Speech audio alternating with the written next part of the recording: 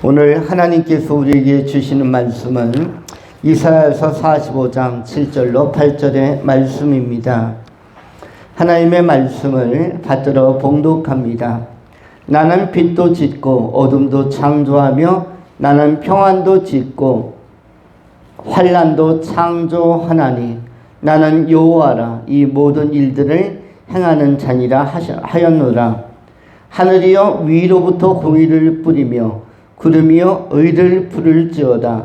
땅이여 열려서 구원을 싹트게 하고 공의도 함께 움돋게 할지어다.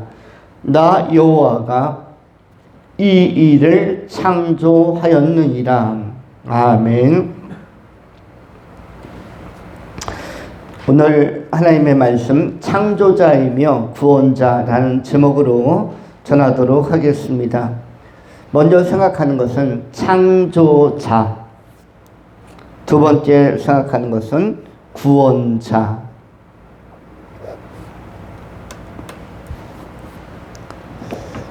인류가 형성되고 또 아담과 하와 이래로 인류가 번성하고 자손들이 편만하게 지구촌에 살면서 시간이 경과하면서 사람들은 이 세상의 근원에 대하여 궁금함을 갖게 되었습니다. 이 세상은 어떻게 시작이 되었고 어떻게 진행이 되었고 현재 어디까지 경과하고 있는가, 이것에 관하여 시간이 100년, 200년, 300년 창조 이래로 흐르면서 많은 사람들은 창조의 근원에 대하여 또 모든 생명체의 발원, 시작에 대하여 궁극적인 관심을 갖게 되어집니다. 그래서 각자가 다양한 소견, 그들의 의견에 옳은 대로 자신들이 추산하고 추정하는 것들, 상상하는 것들을 어떤 근원자로서 철학적 이해를 도모하게 되어집니다. 특별히 조로아스터교라는 이런 종교 같은 것들은 이사야 당시서부터 이 창조의 문제에 대하여 빛을 만드는 신이 있고 어둠을 만드는 신이 있어서 이 두 개의 신적인 존재가 한 존재, 오르무 조드, 그 한 존재, 그들이 이야기하는 빛과 평화를 창조하는 신이 있고 또 어둠과 또 저주를 형성하는 아리만이라는 존재가 있어서 나름대로 두 개의 이원적인 이런 신적인 대상들이 세계 형성의 이유로 또 근거를 제시했다라고 보는 이런 사조들이 팽배했습니다. 이러한 이단적이고 또 인본적인 흐름에 대하여 이사야는 선언하는 것입니다. 아니다. 하나님 이외에는 없고 하나님만이 창조하실 수 있으며 하나님은 모든 만물을, 만유를 창조하신 분이다. 하늘이여 또 땅이여, 또한 7절에 나는 빛도 짓고 어둠도 창조하며, 빛과 어둠을 다른 신적인 어떤 개체들이 각각 만드는 것이 아니라 빛과 어둠, 평안과 환난, 이 모든 것들은 하나님, 유일하신 하나님으로부터 창조되었다라고 말씀하고 있습니다. 그 유일하신 하나님은 누구인가? 여호와다. 나는 여호와라. 이 모든 일들을 행하는 자니라 라고 선언하고 있는 것입니다. 그러므로 모든 철학적인 접근들은 또 여러 종교적인 접근과 추구들은 사실은 대단히 허무하다는 것을 오늘 이사야 선지자를 통해서 하나님께서 직접 알려주시는 것입니다.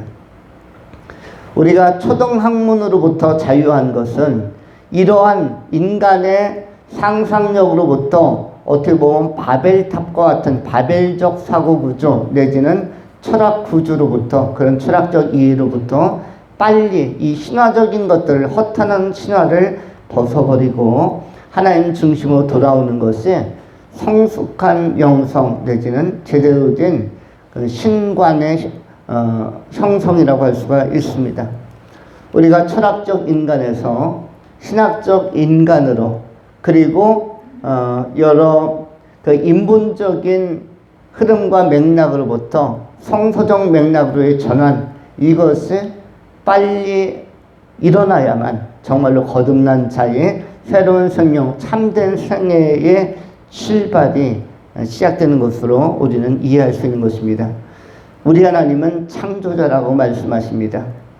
우리 하나님이 창조자이기 때문에 우리는 창조의 목적에 합당하게, 창조의 의도에 합당하게, 창조의 방향에 합당하게, 창조자의 설계에 합당하게, 그 청사진에 합당하게 삶을 살아야만 합니다. 우리의 삶은 하나님을 영화롭게 하는 것이며 하나님께서 인도하시는 섭리를 따라 겸손하게 하나님과 창조자와 동행하는 삶의 과정이 가장 하나님을 기쁘시게 하여 드릴 수 있는 것입니다.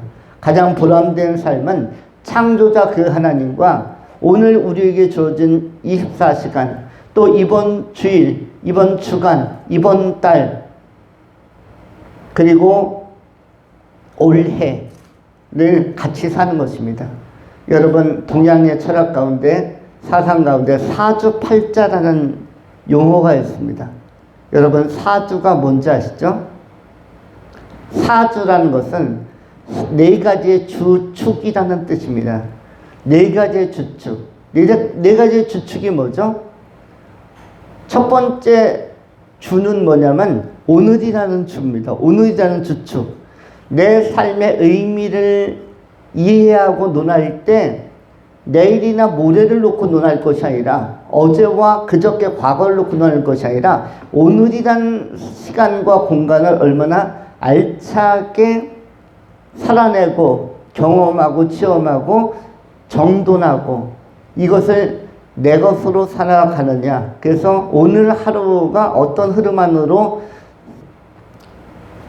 진행이 될 것인가에 대해서 세우는 것을 어떤 일주 또는 어떤 하루의 주라고, 주축이라고 표현하는 것이고, 그 다음에 또 한 가지는 무엇입니까? 오늘 다음에는 한 주간이죠. 한 주간이 또 주가 되는 것입니다.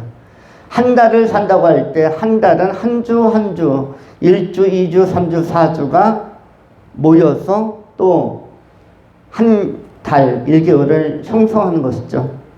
이와 같이 한 주간 한 주간이 매우 중요하고, 우리도 예배를, 메인 예배는 주일을 중심으로 일주 단위로 예배하고 있습니다. 놀랍게도 달력은 양력이든 음력이든 거의 365일 가까운 시간을 동양에서나 서양에는 다 쓰고 있고, 음력을 사용할 때도 굉장히 오랫동안 음력도 몇천 년 동안 좀 사용하고 있습니다.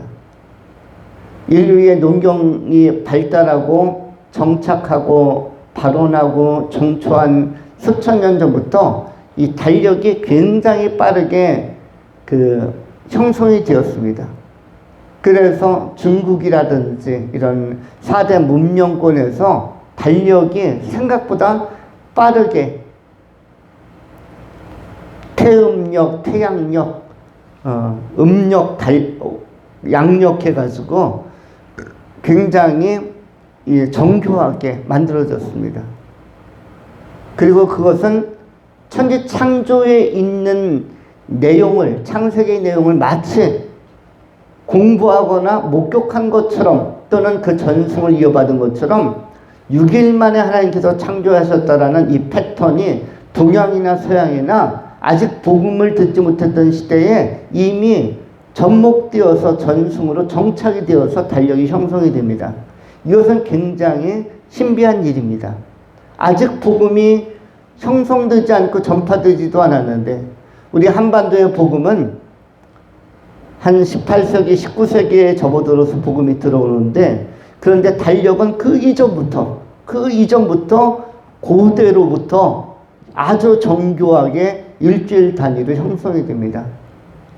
이것은 아직 성경을 알지도 못하고 있는데, 아직 복음을 들은 바도 없는데 수천 년부터 달력이 형성되어서 동양 문화권과 서양 문화권과 이 가운데서 사용되고 있다는 것은 노아 홍수 이후에 하나님께서 천지를 6일 동안 창조하고 제7일 안식하시고 이 패턴을 많은 사람들이 전승으로 기억하고 알고 있었기 때문에 이러한 것들이 가능했던 것입니다. 그래서 그런 주간 단위 또 월주라는 것이 있죠. 월 단위로 계획을 세웁니다. 이제 추운 1월을 보내고 2월, 과도기적인 2월을 잘 보낸 다음에 3월부터 따뜻한 봄, 학생들은 개강을 하고 개학을 하며 또 직장인들도 더 활력 있게 따스한 가운데서 여러 가지 사업과 또 여러 가지 업무들을 추진하기 위하여 또 설계하고 많은 것들을 도모하고 시도하게 될 것입니다. 씨앗을 뿌리기 시작할 것이며 또 농부들은 밭을 갈고 경작하고 씨앗과 그리고 묘목들을 심기 시작할 것이며 모든 것들이 이제 활발하게 3월부터 또 시작을 합니다. 또 4월에 가서 5월에 가서 우리는 또 6월 7월 되면 수련회서부터 해가지고 영적 프로그램들을 또 기획하고 또 준비하게 될 것입니다. 이렇게 8월, 9월, 10월, 11월 성탄절에 이르기까지 이렇게 월주라는 게 있고 그 다음에 2025년이라는 연을 주로 보는 것입니다. 2026, 2027, 2028 이렇게 가면서 그래서 이 일, 주간, 월간, 연 해서 그걸 다 사주라고 합니다. 동양 철학을 가게하려고 하는 게 아니라 이러한 그 시간적 흐름 안에서 이런 동양적 사상도 찾아낸 것인데 마치 성경을 들여다본 것처럼 나름대로 삶의 의미 파악을 철학적으로 또 하려고 하는 시도들이 많이 있었습니다. 그러나 제일 중요한 것은 우리에게 주어진 시간을 누구와 동행하는 것? 창조자 하나님과 동행하는 것이 가장 복된 것입니다. 1년 365일 우리의 삶을 대단히 특별하게 하는 것은 하나님과 동행하는 것이며 동행의 표지, 사인 중에 하나가, 징표 중에 하나가 예배하고 기도하는 것입니다. 예배하고 기도하면서 하나님과의 호흡을 맞추는 것입니다. 여러분 2인 삼각처럼 또는 등산이나 먼 길을 산책이나 산보를 나갈 때 동료와 함께 길을 걷는 사람과 호흡을 맞추는 것이 굉장히 중요합니다. 같이 오와 열을 맞추면서 같이 어깨를 나란히 하면서 가는 것이 굉장히 의미가 있습니다. 부부가 산책을 할 때에도 남편은 20m 앞에 가고 아내는 20m 뒤에서 따라가면 이 산책의 의미가 있습니까 없습니까? 거리가 점점 벌어져서 남편은 50m 앞에 아주 빠른 속도로 가고 아내는 50m 처져서 가면은 어떠한 대화도 이루어지기가 어렵습니다. 반면에 아내가 더 먼저 가는 것도 70m 먼저 앞에 가고 남편 뒤에 따라가는 것도 역시 모양은 좋지 않습니다. 동행은 산책하면서 기왕 봄나들이도 가고 가을 산행도 하려고 하면 이렇게 대화 나누면서 같이 어깨를 마라니면서 보폭을 같이 하면서 가는 것입니다. 마찬가지로 하나님과 우리 사이도 마찬가지입니다. 우리가 예배하고 기도한다는 것은 하나님과 어깨를 맞대고 시선을 같이 하면서 동일한 목표인 하나님 나라를 바라보면서 한 걸음 한 걸음 나아가는 것입니다. 거기서 소통하고 대화하고 그리고 동행자의 음성을 듣고 의견을 내가 수용하고 내가 하고 싶은 이야기도 기도를 통해서 아뢰고 하면서 주고받으면서 가는 것입니다. 탁구든 테니스든 주고받는 우리가 탁 넘기면 다시 랠리로 넘어오고 주고받는 것이 좋고 배구도 재미난 배구 경기는 랠리가 오래될수록 주고받는 게 오래될수록 명경기로 손꼽힙니다. 테니스도 마찬가지고 탁구도 엄청 잘 치는 사람들은 한 번 넘기는 것을 다 받아내고 또 그것을 다시 리턴으로 주고 하면서 10번, 20번 랠리가 계속되는 경우도 있습니다. 거기에서 관중들은 아주 아마 숨죽이면서 아주 긴장과 흥분 속에서 이 경기를 명승부로 기억을 합니다. 하나님과 동행도 주고받으면서 하는 것입니다. 가장 재미있게 알차게 살아가는 부부도 대화로 또 여러 가지 생각으로 주고받는 게 많으면은 그 부부는 행복한 부부입니다. 다른 것이 행복한 것이 아니라 주고받는 게 많으면 행복한 것이고, 자녀와 부모도 마찬가지입니다. 주고받는 게 많으면 그것이 좋은 것이고, 친구도 마찬가지입니다. 누가 절친입니까? 주고받은 게 많으면은 좋은 친구입니다. 주기도 하고 받기도 하고 주기도 하고 받기도 하고, 이것이 가장 좋은 것입니다. 마찬가지로 하나님과 우리 사이에도 주고받는 게 많아야만 합니다. 우리는 하나님 앞에 고백과 간구로 아뢰는 게 많아야 되고, 우리도 아뢰음을 통해서 하나님 앞에 많이 드려야 됩니다. 우리의 아뢰음과 간구와 기도도 하나님 앞에 드리는 다 선물들이에요. 왜냐하면 하나님이 그걸 받기를 원하시니까. 우리의 기도를 듣기를 원하시고 받기를 원하시고, 우리의 의견과 소견과 생각을 하나님도 듣고 응답하기를 원하시기 때문에 우리 하나님 앞에 기도하는 것, 아뢰는 것, 찬송하는 것, 이런 것들은 전부 다 우리가 하나님 앞에 드리는 선물들입니다. 그리고 우리 하나님은 복을 주시기도 하고 도움을 주시기도 하고 상황을 또 놀라운 섭리 가운데 이끌기도 하고 합력하여 선을 이루시기도 하고, 이렇게 하면서 또 주시는 것이 또 많은 것이고, 때로는 은혜를 주시고 때로는 감동을 주시고 때로는 그거 비밀한 일을 주시면서 주님은 또 주시는 것입니다. 그래서 우리는 하나님 앞에 아뢰음과 고백으로, 깊은 사랑으로, 헌신에 대한 결단으로 우리의 마음을 드리고 우리의 중심을 드리고, 우리 하나님은 복을 주시고 은혜 주시면서 주고받는 것이 상호에 많은 이 건강한 영적 상호작용이 이루어짐으로 말미암아서 진정한 연합과 동행은 이루어질 수 있는 것입니다. 창조자 하나님과 유일하신 하나님과 전능하신 하나님과 함께 동행하면서 주의 뜻을 헤아리고 알아가고 주님의 뜻을 순종하며 주님의 아름다운 종으로, 신실한 제자로 잘 쓰임받는 귀한 성도님들이 되실 수 있기를 축원합니다. 두 번째로 구원자에 관한 말씀입니다. 오늘 본문 말씀 8절의 말씀입니다. 하늘이여 위로부터 공의를 뿌리며 구름이여 의를 부를지어다. 땅이 열려서 구원을 싹트게 하고 공의도 함께 움돋게 할지어다. 나 여호와가 이 일을 창조하였느니라. 공의라는 단어가 두 번 나오고 의라는 단어가 또 나오고 있습니다. 8절 안에 이 의라는 단어가 세 번이나 나온 것입니다. 이 의라는 단어는 히브리어로 체데크라고 합니다. 오늘 본문에서 체데크인데, 도덕적으로나 법적으로나 온전하며 치우침이 없고 내적으로나 외적으로 완전한 것을 의라고 합니다.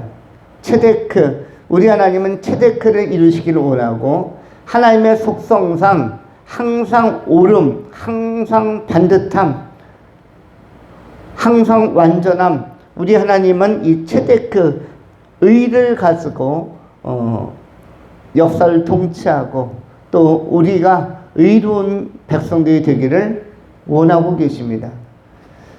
옳은 길, 의의 길을 우리는 추구하며 살아가야 할 것입니다. 마태복음 6장 33절로 34절에서도 너희는 먼저 하나님의 나라와 의를 구하라 라고 말씀하셨습니다.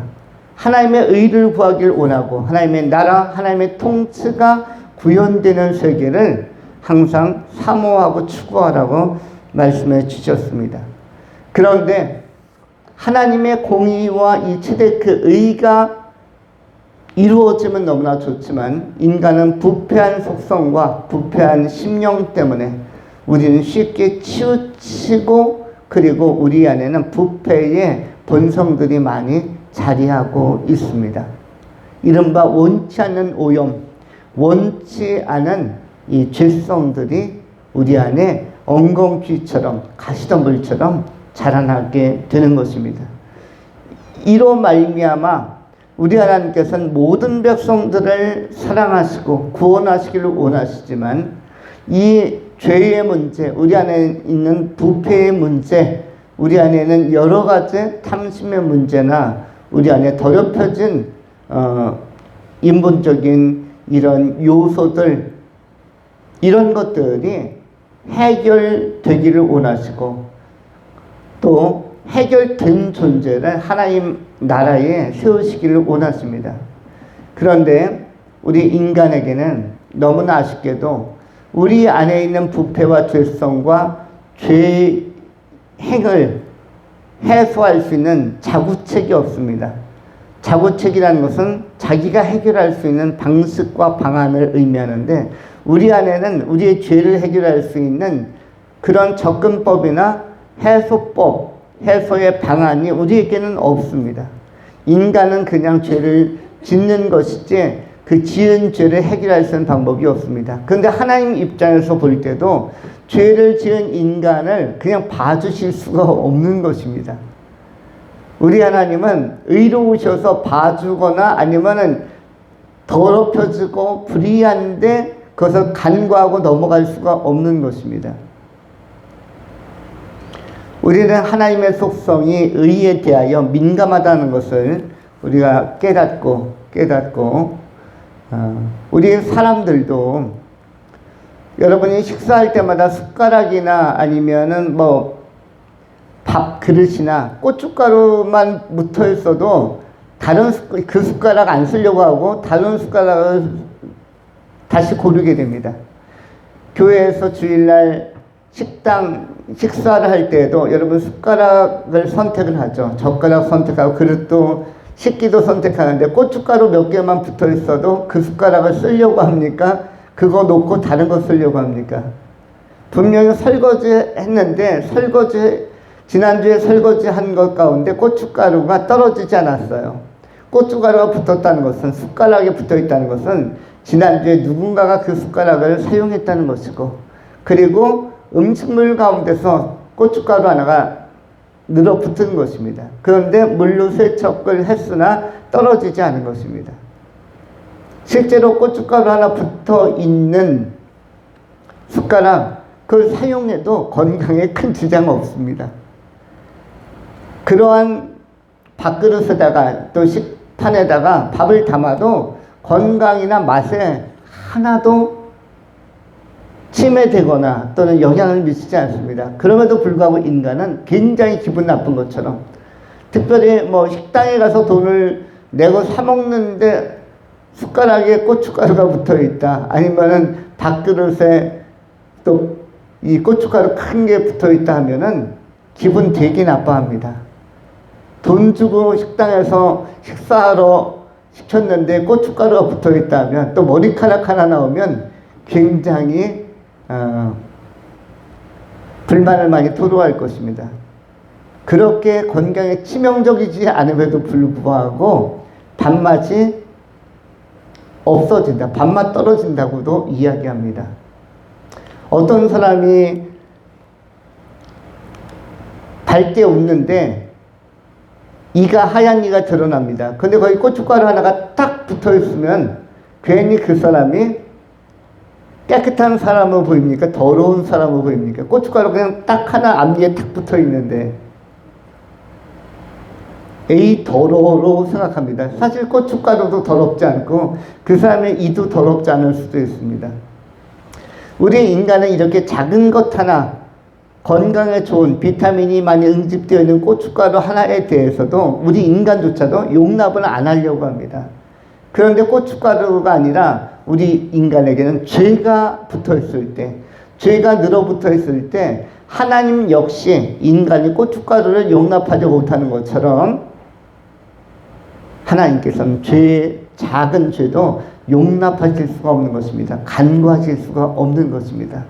그래서 우리가 숟가락을 내려놓듯이 다른 숟가락 없습니까? 다른 밥그릇 없습니까? 하는 것처럼 역시 하나님도 그 사람을 하나님도 쓰시지 않는 것이죠. 근데 문제는 우리 하나님은 이것을 바꾸는 것이 아니라 해결할 수 있도록 방법을 제시하시는 것입니다.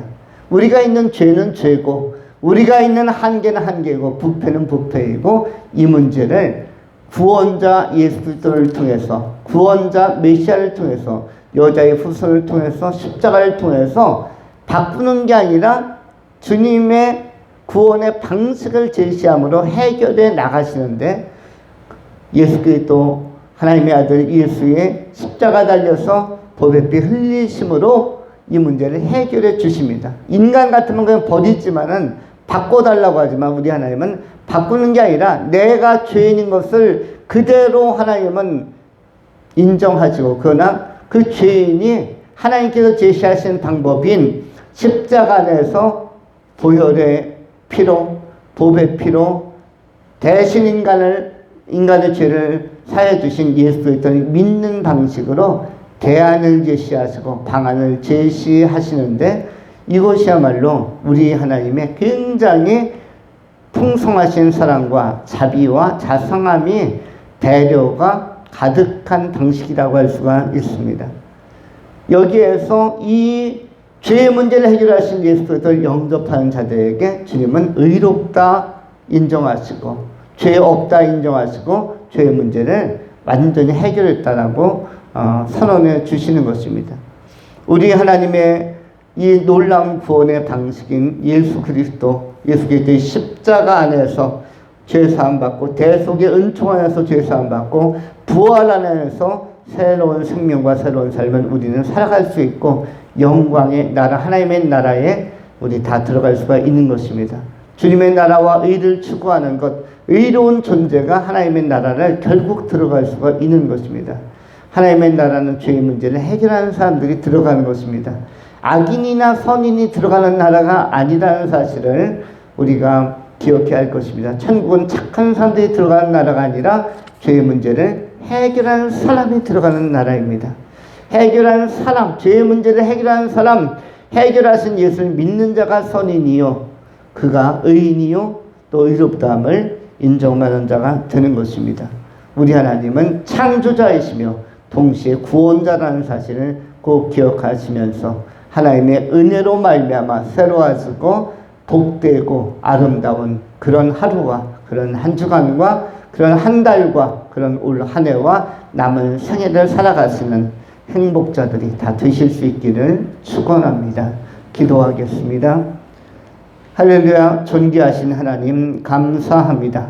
창조자이시며 동시에 구원자이신 우리 하나님을 오늘 말씀을 통하여 대면하고 하나님의 은혜 가운데 거하게 하시니 감사합니다.